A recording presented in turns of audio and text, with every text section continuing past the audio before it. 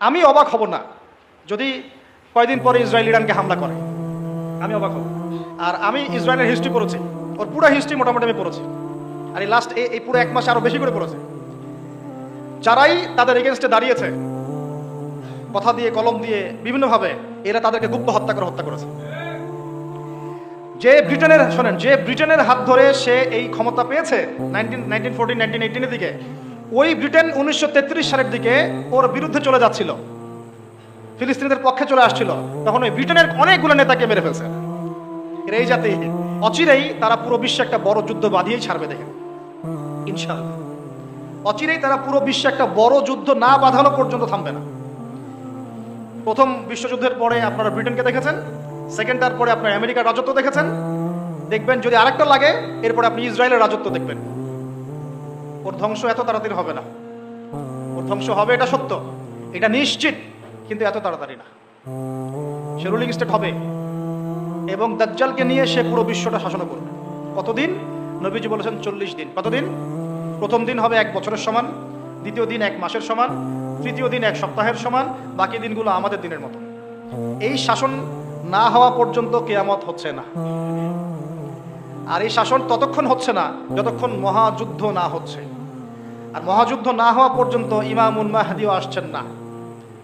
মাহদি তখনই আসবেন যখন মুসলমানদের অবস্থা এরকম খারাপ হতে থাকবে।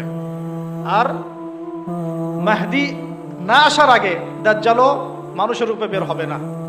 এখানে ওখানে যে আনাচে কানাচে মাহাদিগুলো বের হচ্ছে, এরা মাহাদি নয়।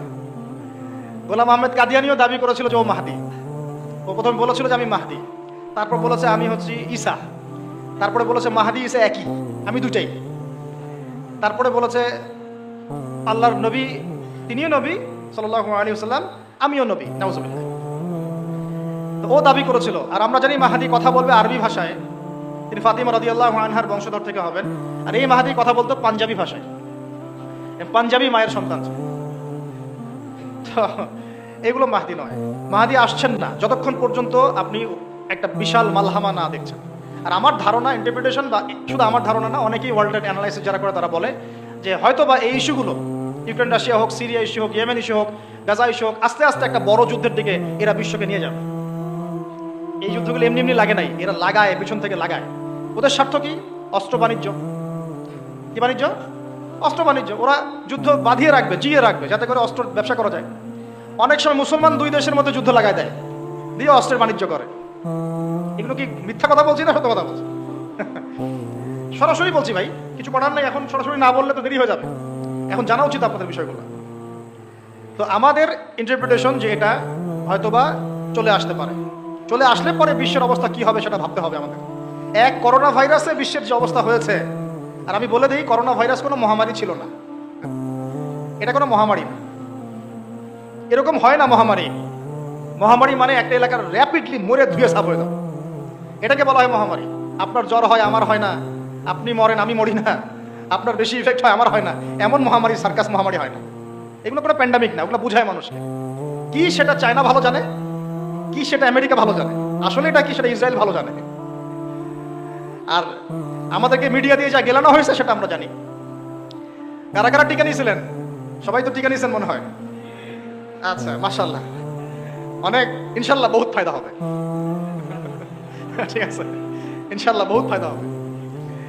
আচ্ছা, তারপরে আসেন, শেষ করে দেই ভাই, পরে আমরা কিছু কোশ্চেন আনসার নিব নি। ইমাম মাহদি আসছেন না মালহামার আগে। ইমাম মাহদি না আসলে দাজ্জাল বের হচ্ছেন না মানুষের রূপে। আর দাজ্জাল বের হওয়ার পরেই সে জিউসদেরকে নিয়ে বিশ্ব শাসন করবে। আমাকে একটা খালি প্রশ্নের উত্তর দেন দেখি, কি বুঝলেন? দাজ্জাল কি একা একা ওয়ার্ল্ডটাকে শাসন করবে? যে আমি বের হইলাম, এই সবাই আমার আনুগত্য করে, এমন হবে বিষয়ে? এমন হয় কখনো? তার অনুসারী লাগে না? এই অনুসারী সম্পর্কে হাদিসে স্পষ্ট বলা হচ্ছে ইহুদিরা ওকে ফলো করে। কোন ইহুদি? যাদের 2000 বছর থাকার কোনো জায়গা ছিল না। এই 14-18 সালে তারা ঢুকলো, তুর্কিদেরকে হটাই দিল, ফিলিস্তিনের জায়গা দখল করলো। এই 18 সাল থেকে 23 সাল পর্যন্ত প্রায় বলা যায় পুরা ফিলিস্তিনি দখল করে ফেলছে, অলমোস্ট, অল্প কিছু জায়গা বাকি আছে।